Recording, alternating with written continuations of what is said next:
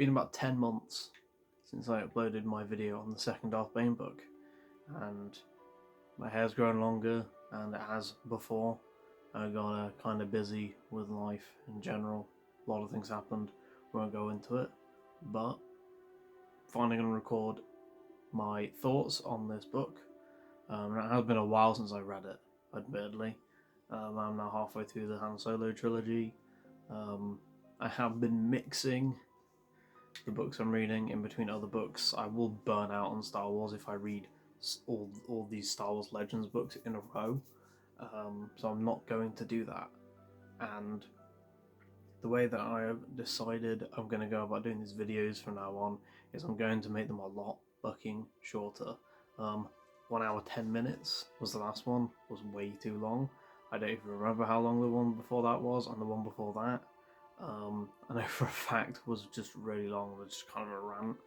So I'm going to try and keep these more concise. I'm going to try and get them to about half an hour if I can, and cut out a lot of the ums and the fluff and the in-between bits. And I'm not going to go too much into detail about various things. I think I'll just roughly go over the things that I thought about the books. And I won't talk about the plot as much, because I don't really think it's necessary. I'll just talk about the start, how the general plot begins and the overview of it. I won't do like a long plot synopsis and talk about that. I'll just kind of give my thoughts on the plot of the book in general, and then I'll move on to the things that I like and don't like I did in the last one. And I'll try and cut things down as much as possible. And that'll do it for the intro. Now we're going to move on to actually talking about the book. So, Darth Bane, Dynasty of Evil, the third book in the series.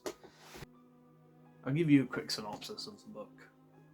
Basically, Bane, after the effects on his body from using the dark side and the dark side corruption on his body, and using the Obelisk in the second book, his body's starting to decay, and he's starting to notice that when he swings his lightsaber, there's a delay, and he's kind of growing weaker, not growing stronger, which for a Sith means that you're pretty much reaching the end of your life. If you're not continuously getting stronger, then you're a failure, and you're weak, and you are to be weeded out. And Bane's become aware of this about his own existence. So basically, he's become aware that Zana basically at this point needs to try and take him down, right? By the rule of two, she needs to take him down, and she's not trying to do that. So Bane's decided that she is not a worthy successor, so he's going to kill her.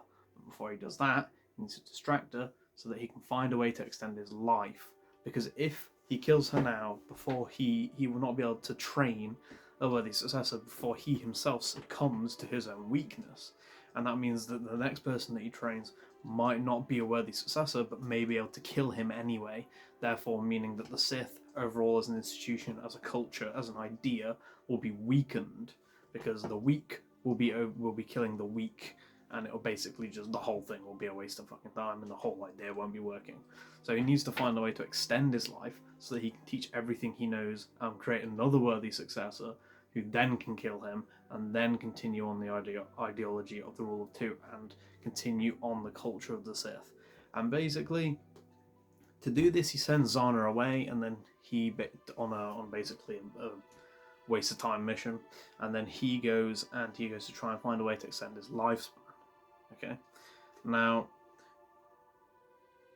the plot setup of this book is very simple, and the start of this book is very good, and this continues throughout the whole book. Pretty much the whole book, the plot is simple but effective, and really it just gives the author the chance to go hog wild with Bane and all the cool shit that he is, could be, has been, and will be, and basically just show Bane at his best, pretty much the best he could have possibly been, and does the same with Zana.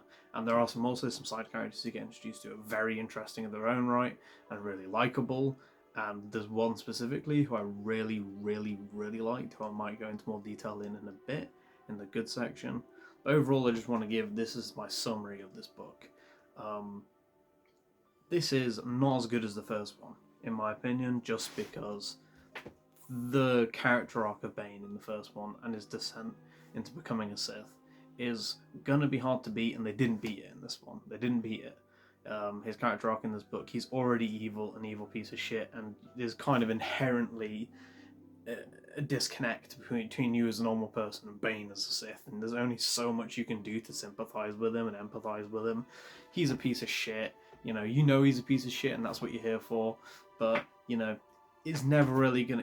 Although he is good as a character in this book and is entertaining and interesting, he's not the character arc of being evil and just being evil and then being evil is never going to be as interesting as starting off as a sympathetic character who slowly descends into darkness in a way that you really don't want them to because you like them and you empathise with them. We're far past that, far beyond that point. So obviously he's just never going to be that sympathetic like he was originally, but still, he's still great as a Sith. And so is Zana. Zana's also brilliant in this book. Zana is better in this book than she is in any of the others. She's far more interesting. And generally this book, it just blows the second book out of the water. Completely in every way. I know the second book is very popular because people really like the obelisks. They think they're really cool. I think they're a cool idea too. But as a plot mechanism to make your character basically fucking immortal, it removes any kind of... basically any kind of it's ultimate plot armor. It means that he is essentially immortal, and that no threat that the author can throw at him is ever going to be a serious threat, and you know that Bane's going to kick their ass. There's no stakes, whereas in this book he's Bane without the obelisk, and he's Bane unleashed. He's Bane with it fully in his own head, aware of everything that's going on. His mind isn't being poisoned by these chemicals that the obelisks are pumping into him, and he's not being turned into this raging monster that just goes berserk and just kills everything and isn't very interesting as a character.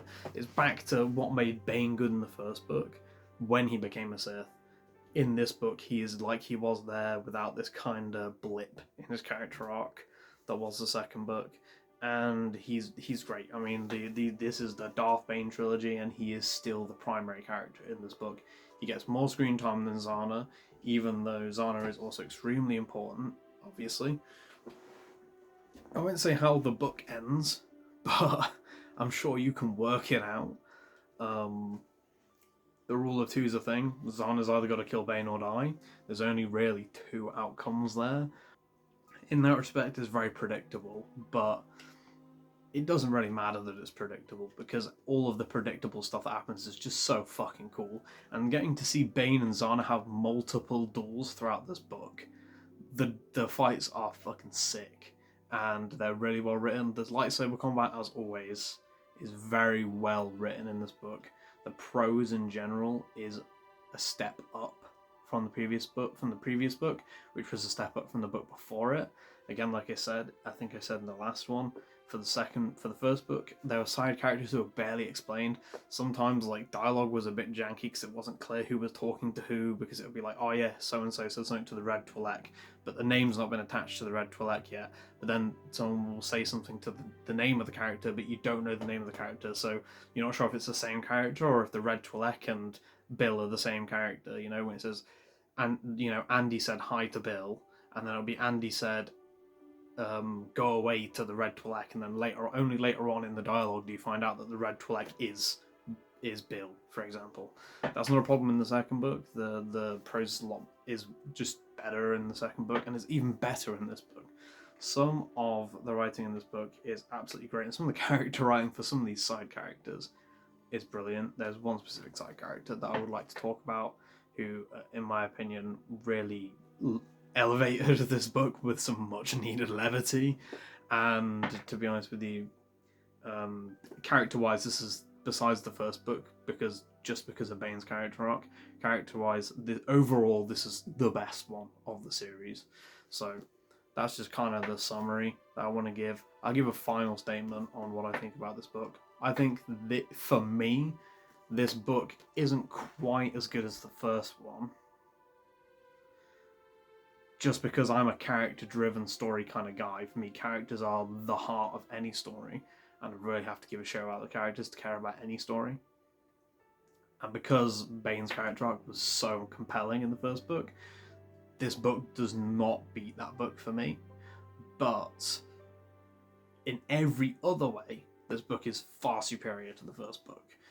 So this is really just a case of my personal preferences when it comes to storytelling, elevating the first book higher than this book. I think for most people, this book is gonna be the best book of the trilogy, which is kind of a hard thing to pull off. Generally, the books in trilogies don't necessarily get better every book.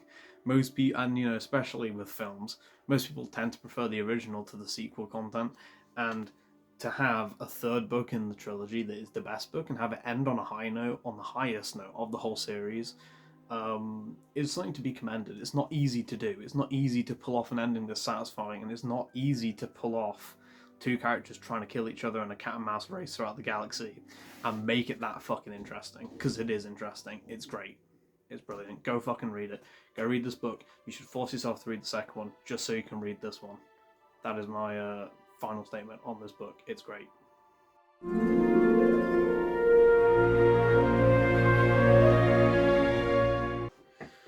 So, for the good section, I just want to first go over the big improvement in this book for me over all the previous books, and that is the side characters. Not to say the side characters were terrible in the last books, they definitely weren't, but they definitely had a ways to go, I think, in really integrating them into the story in a really interesting way. A lot of the time they kind of had their own thing going on, and it was kind of just orbiting the main story and then would connect to the main plot like right at the end. Whereas in these books, they're heavily entwined with it right from the beginning, and sometimes heavily entwined with plot lines of previous books. So in general, they were just more interesting. And there are two primary side characters in this book. There's also like kind of a main antagonist, but I won't go into that because that's something you'll want to discover yourself if you read it. But there are two side characters I really want to talk about, okay? And one of them I liked a lot more than the other, but I liked both. And I want to talk first about the one I didn't like as much, and that is the Huntress. Now, the Huntress is basically a bounty hunter, and she basically becomes one of the apprentices of either Bane or Zana, I won't say, and she becomes an apprentice to become a Sith. And she's kind of cool. She's got some cool force power stuff going on. She's got this cool, she's basically already a Sith. I mean, she's basically an absolute fucking psycho, to the extreme. And although she's not a sympathetic or likable character per se, she's interesting and she has a lot of charisma as a character and screen presence. And I just kind of liked her a lot more than I did most of the side characters in these books. Not that I dislike the side characters generally. I mean, a lot of the Jedi in the first book, for example, were quite boring characters. I liked the side characters in the second book more. But in this book, there's one particular character who I'm finally going to talk about, who is my favourite side character in the entirety of the Bane Trilogy, and that is Set Hearth. So Set Hearth is not a Sith, but once a Jedi who has fallen to the dark side. He's kind of a piece of garbage, but as a character is just kinda so charismatic and so likable. He's basically if Han Solo was a fucking basically a dark Jedi. He cares about getting bitches. He cares about money. He's charismatic. He thinks he's the best guy in the world. He's very self-centered, and just the way that he's written is just so fun. And every chapter from his perspective, I really, really enjoyed far more than I ever would have expected to enjoy a story from the perspective of a side character in these books. To be honest with you, at the end of the book, he has like a little epilogue section, and it's one of my favorite epilogue sections ever. And the implications for the wider world of Star Wars are just really interesting and really funny. And I really like the idea of this character, Set Hearth, going on after these books to continue to exist in the setting and get involved in some hijinks. And as far as I know, he never got his own book, he never got his own series, his own comic, anything like that, I just want to say I think that is a fucking travesty, because this guy, if I wanted to see more of any character in these books, it's him. Is this guy. He is a fucking, like, he is a giga chad, and he is awesome, and he's charismatic, and he's great, and it really is just a massive shame, and what a waste of potential that this character has just existed, but just was never picked up again. I've looked into him on the internet, and there's some like references in some of the tabletop source material, but nothing concrete. If you read this book, you'll know what I mean when I say that he has some wacky force shit going on with him, like later on in the book, and he learns how to do something that is just kind of cool as hell. Like, but if it was most characters, it wouldn't be cool as hell. But it's the fact that he does not give a shit about being a Sith. He does not give a shit about the Jedi. He just wants to live on a pleasure planet, get bitches, have sex, do drugs. He's basically an extreme hedonist. He wants to chill the fuck out. He doesn't care about like any of this like lofty Sith bullshit or any of this lofty, goody two shoes Jedi bullshit. He just wants to chill. He just wants to live his goddamn life. And there's just something about him as a character that I feel like the Star Wars setting is kind of missing characters like this a little bit. There are some kind of bounty hunter-esque characters like him. And I compared him to Han, but he's not really comparable to Han, because Han's he's a rogue, but deep down he's a good person, and he kind of has a heart of gold, But Set Hearth does not have a heart of gold. There's not an ounce of goodness in this man's fucking soul. But he's just a great character to just read about from the perspective of he's so witty, and he's just. I don't really want to gush about this guy forever, but I personally really liked him, and I think it is a massive shame. A massive shame. I could put this in the bad section. There's no goddamn Set Hearth. There's no more Set Hearth in Legends. That is a crime. So the other really good thing that I think that this book does is the previous two books build up this idea of the rule of two, and then this book tears it down. This book, basically, the whole book is about how much of a terrible idea it is, how good of an idea it is in theory, and then shows how it just would never fucking work in practice. It's completely reliant on your apprentice deciding they want to kill you. And what if they decide they don't want to kill you? What if they decide they want to wait until you die of old age, like Zana kind of did with Bane? What if you end up with Plagueis as your master, and you kill him in his sleep or something like that? Like, what about Darth Sidious didn't exactly follow the rule of two by like any real definition. I guess you could argue that he, technically his master was weak because he allowed himself to be killed in his sleep. But let's be honest. The rule of two does not fucking work. Like, it don't be working at all by any stretch of the imagination. And really, it's really great that this book shows that, because this is where the rule of two originated, and people like to say, the rule of two, over time it stopped working, but no, it never worked. It didn't work for Bane on the first ever attempt to do the rule of two. It completely failed. Both Zana and Bane take a different apprentice during the course of the rule of two and tell them about the Sith, therefore violating the rule of two. They both do this in this book alone, just to show how flawed of an ideology the rule of two is. And that's part of what makes the rule of two interesting, because it's dogmatic, the same way that the Jedi have their own dogma, their own bullshit that they believe in. Loads of stuff they believe in is complete shit, and in the same vein, a lot of the stuff that the Sith believe in is complete shit. Like any group of extremists, or any group of people, or any religion, or any ideology really at all, there is dogma involved, and you cannot escape the fact that you will become dogmatic. You will begin to believe in things without a reason to believe in them, without a way to back them up, without any evidence for them. And that is what is so great about this book, showing that the rule of two doesn't work. Because it could have been written so that the rule of two worked wonderfully, and that was the reason that the rest of the Sith went on to follow it. But no, they followed it because they're dogmatic, because they don't think for themselves. And that is basically fundamentally interesting, because the Sith would be boring if they were right all the time. That's one of the reasons that the Sith are interesting as a group, because in some ways they are correct, but they are an overcorrection of basically a reaction to the existence of the Jedi.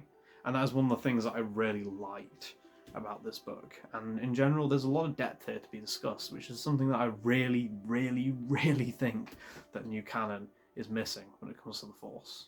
So this definitely goes into the good section, and I think it definitely deserves to be here. I think if a lot of people will probably read this book and this might go over their heads, but for me it didn't. I thought that this was really the pillar upon which the entire plot of this book is built upon, and it kind of feels like that's what the author was building up to as this great final conclusion, to really show you that the rule of two is a thing, but it's extremely fucking flawed, and it's just very well done.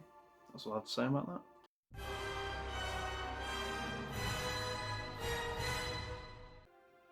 The bad.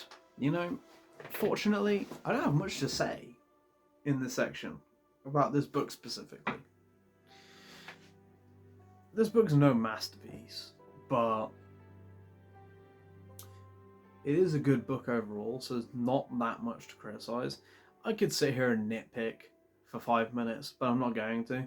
The one big criticism I have of this book is probably the pacing. Now, this book takes a bit to get into it, but I'm reluctant to criticise the pacing too heavily, on the basis that even though it starts slow, the stuff that's going on early in this book is very interesting, even though it's slow in terms of the overall plot. In the vacuum of the moment, for these scenes and these things that are happening, they're cool and they're interesting, and the stuff that's going on, even though you kind of know where the plot's going, but you're kind of wondering when it's going to go there, like the first half of this book. This book kind of meanders a bit, but it meanders through an interesting territory. It meanders through some pretty scenery. It's not a boring kind of meander that a lot of books have. A lot of books have this problem that a lot of people call the meandering middle. It's the middle of the book can be a bit slow, and for this book it still has that, but it's at the start. The first third of the book to half of the book, not in the middle, which is a bit weird. But the pacing's unusual, and it definitely could have been improved. But I don't want to criticize this too much, because ultimately it's a bit of a nitpick, because overall the stuff that was going on was interesting, and there's not really any point criticizing too heavily the pacing, because if the pacing's slow for a bunch of slow interesting stuff, well, fundamentally it's still interesting you and still holding your interest. So some books are slower paced than others, and that's fine. And this book is definitely on the slower side for the first half, and then there's kind of a climax, and everything after that is just like an unstoppable boulder of plot momentum, and shit just fucking happens non-stop. Like there's no downtime. When shit hits the fan, it hits the fan, and no one is safe from all of the shit that's going on. It's pretty great. So the second half of the book, the pacing's phenomenal. It's a breakneck pace, but the first half is very slow, so the pacing's a bit unusual, but it's fine. It's fine. So basically what I'm trying to say here is this is a bit of a cop-out point. I don't really have anything that I really want to criticise about this book. Not so much that I'd say it would go in the bad section. Maybe this would probably be better off going on into the in-between section, but I don't really have anything to say about the in-between. I only have good things to say about this book, really. So it's not that, I know I said this book was a good book, not an amazing book, not a masterpiece. It's not a masterpiece, but it's just really good, and it nails all the things it needs to nail. And I think that's really the takeaway for this book, is that it's just a good book. It's just a good book. You should read it.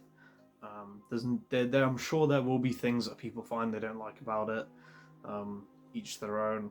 There were probably some things that I found about it that I could nitpick about. But quite frankly, they were all so minor that I don't remember them 3 months after having finished reading the book. So the truth is, go read this book. In conclusion, go read this book, please. If you like Star Wars in general, if you think the Sith are cool, and whether I'm saying this as just a Star Wars fan, whether you're a big fan of the original Legend stuff, or you're a big fan of the sequel stuff that's going on at the moment. You know, the sequel films got a lot of flack, and maybe you really love them. Maybe you really like Kylo. Maybe you really like all the Sith stuff that was going on in the sequels. This book will still have so much to offer you, even if that's what you liked. Don't let the Legends guys who are screaming about how terrible the sequels are ruin this series for you. Go read it. It's good. Ignore the haters. It's just a good book. If you're a Star Wars fan, you will like this. Don't let this kind of rift in the Star Wars fandom stop you from enjoying Star Wars. Go read the good stuff. I'm telling you, it's good. Please go read it. If you don't like it, so what? You know, you can put it down. You can ditch it. But yeah, that's all I have to say really in this section. I guess that's also my conclusion. And I'm going to kind of go on a bit of a talk here at the end about kind of what I'm going to be doing with these videos in the future. So I've kind of not really followed the structure that I set up in the last one for this one, and that's because I think after making these 3 videos on these 3 books, I really want to move away from doing one of these per book, because I really don't think that after thinking about everything I've said about all these books, including the second one, I don't want to talk about these books and these trilogies like they exist in a vacuum. The trilogy is an overall story, and I think the trilogy should be criticized and viewed, and I think I should view them as a trilogy, the way that I would want to see them. If I was writing a trilogy, for example, I wouldn't want them to be viewed as insular stories that connect. I'd want them to be viewed as an overarching, overall story that's split into 3 bite-sized pieces. And basically, I think what I'll do, because I'm reading the Han Solo books at the moment, what I'll do is I'll probably read all 3 of them and then make a video on those books. And I might make a separate video on the different things I want to say about those books, and kind of just talk about them as a trilogy and as a group of books, as opposed to just making a different video for each one individually, because I don't really think that's necessarily the best way to do it. But maybe when I go and do that, I'll decide that maybe going back to an individual one per book is good. If I read some one-off books, I might make a short video about the one-off book by itself. I'm trying not to stick to like a predefined structure. I want to do what I think would work best for each book, in the case of that book, or the trilogy, or the series, or whatever, for example.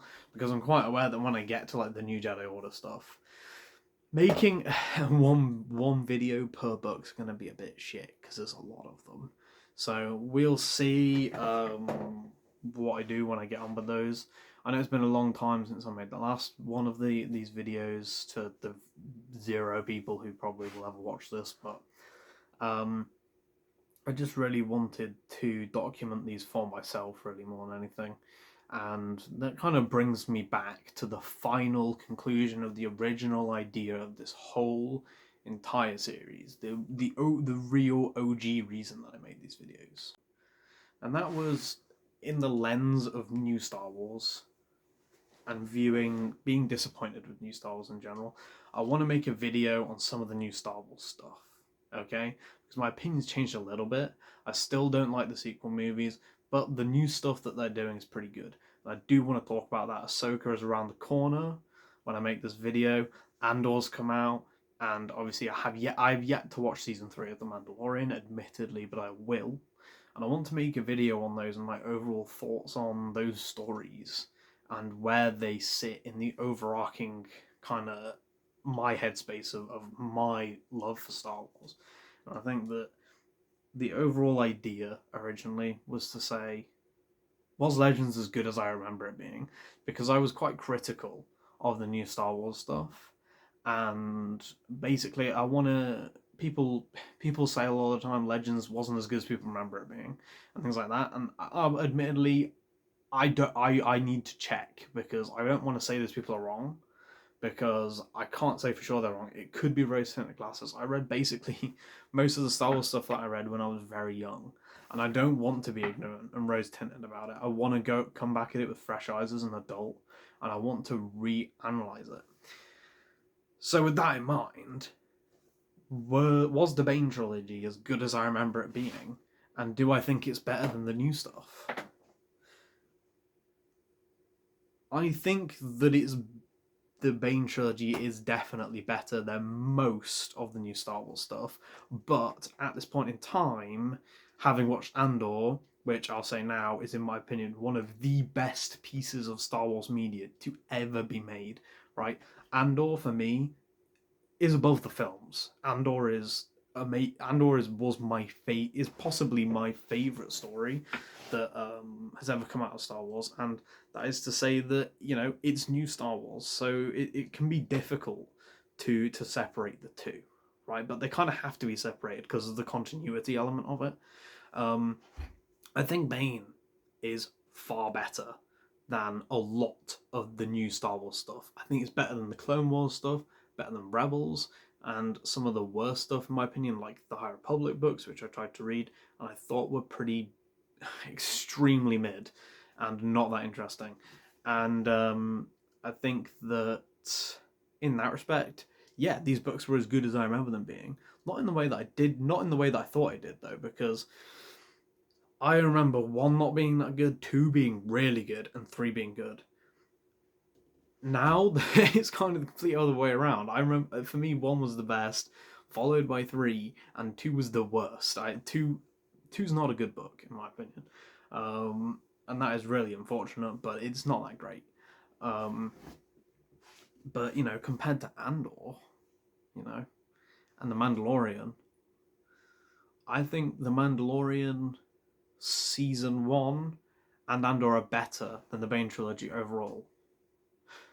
Mandalorian season 2 is kind of on par, I would say, with some of the best parts of the Bane trilogy. I've not seen the Mandalorian season 3. Book of Boba Fett can go fuck itself. It was terrible.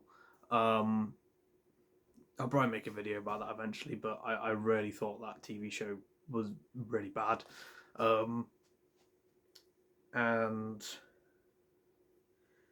overall, I mean, yeah, I would say it is as good as I remember it being. Just not in the same way. So whether that's indicative of me having a bad memory on what these books were like originally, I think it is.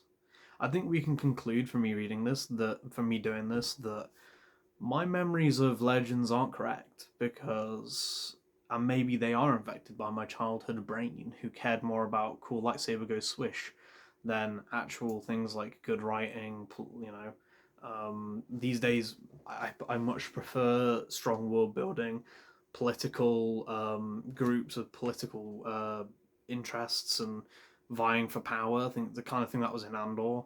I'm much more interested in the Jedi and the Sith being presented as flawed, not necessarily equally, because the Sith are far more flawed than the Jedi, but this whole idea for me of the Sith being a symptom of the flaws of the Jedi, an overcorrection, to finding freedom within the Force, but then being someone who is Force sensitive, so to speak. And that's something that Legends really has nailed for me with these books, and something that, in my opinion, new canons completely failed at, unfortunately. So in that respect, the things that I like now about Star Wars, the Legends is better so far. But that could mean that the later stuff isn't as good, because I remember it being really good as a kid. And what I liked about Star Wars as a kid was very different to what I like about fiction now as an adult. So I'm expecting as I go on there to be a pretty heavy discrepancy, because there is a discrepancy here in my enjoyment of these books. The fact that I liked the first one as much as I did, and I liked the second one a lot when I was a kid, probably because I thought the obelisks were cool. Let's be honest. Whereas now, like, that something being cool isn't good enough. It has to be cool, and it has to have a good reason to exist within the narrative. And the obelisks, just, in my opinion, just don't have that. They are cool, but it doesn't matter that they're cool because they're just a detriment to the characters. So we will see. I think the conclusion that I'm going to reach, you know, I'm viewing it differently. I'm seeing it differently to how I thought it was going to go. Which, you know, I'm not that surprised about. I was kind of expecting things to be roughly the same, but there's a big difference so far in how I'm viewing these books now to how I viewed them before. So I think, especially since I'm going to continue to follow the new Star Wars stuff, you know, with the Ahsoka show, I'm looking forward to the Ahsoka show. The trailer has come out, and I think it's a bit of a mixed bag from the trailer. I hope it's not a very good representation of what the show will be. The Thrawn trilogy is one of my favorite series of books ever.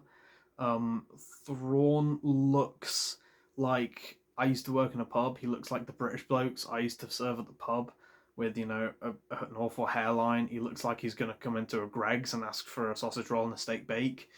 Not necessarily super into that, but at the same time, he's old in this book, in this series, right? So I guess I can kind of get past that. But some of like the acting and the dialogue is really wooden and kind of cheesy from the trailer. But we'll see. Maybe in context, those lines and those scenes will be fine. So, you know, I'm looking forward to it, but not got massive expectations from the trailer. Andor was amazing. Mandalorian is great. I've not seen, is it the Tales of the Jedi, the animated one they did that's in the style of the Clone Wars? The trailer for that looked great, but I've not seen it yet, so I'll have to watch that first. But I will be following New Canon and Legends, and I will synthesize my views of both. I think that's basically going to conclude this video. Anyway, that's all I have to say. Darth Bane Trilogy is pretty good. You should go read it.